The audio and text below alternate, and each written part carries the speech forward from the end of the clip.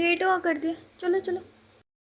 Mummy जी, ओह् मेरी mummy पुच्छा करदी ही कि जे असें सगन आह्ला कार्ड देना ओह् छड़ा इक कार्ड देना ना?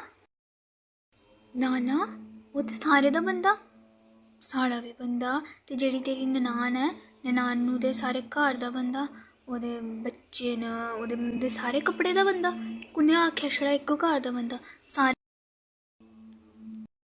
मम्मी तुस भी इन्ना लंबा चौड़ा करा करदे हो, छोड़ो मेरे। तू चुप्प रह, तुगी नहीं पता केह् केह् होंदा? साढ़े घर ते जवाइये दा होंदा, उं'दे पूरे घर दा होंदा, पूरे घर दे जिन्ने बी लोक होंदे उं'दे सारे दा होंदा। ना ना, मम्मी जी ठीक आखा करदी ऐ, ठीक ऐ मम्मी जी। हून जेह्ड़ा मेरे भ्राऊ दे मुड़े दा जन्मदिन ऐ ना, ओह्दे च असें इक कार्ड पाना ना? साढ़े घर दी बी रीत ऐ, साढ़े घर च बी मतलब कि सारे कार्ड पौंदा। जे हून मेरे चाचे दा मुड़ा हा, उसी बी कार्ड पाना पौना, उसी कपड़े बी पाने पौने होर सारे बराबर पाना पौना। क्योंकि इक कुसै बी घट्ट बद्ध होई जा ना ते इक ने ना घर बैठी बैठी रोई कर लद्द मारियै ना जीना हराम करी ओड़ना। तुस ना कोई कुल मिलाइयै चाचे दा मुड़ा बी करी लैओ, चाचे दे मुड़े आस्तै बी करी लैओ ते कन्नै कन्नै ओह् दूआ जेह्ड़ा हून बारी आई मेरे नानके दी, नानके घर बी सारा किश जाना। सुनो सुनो,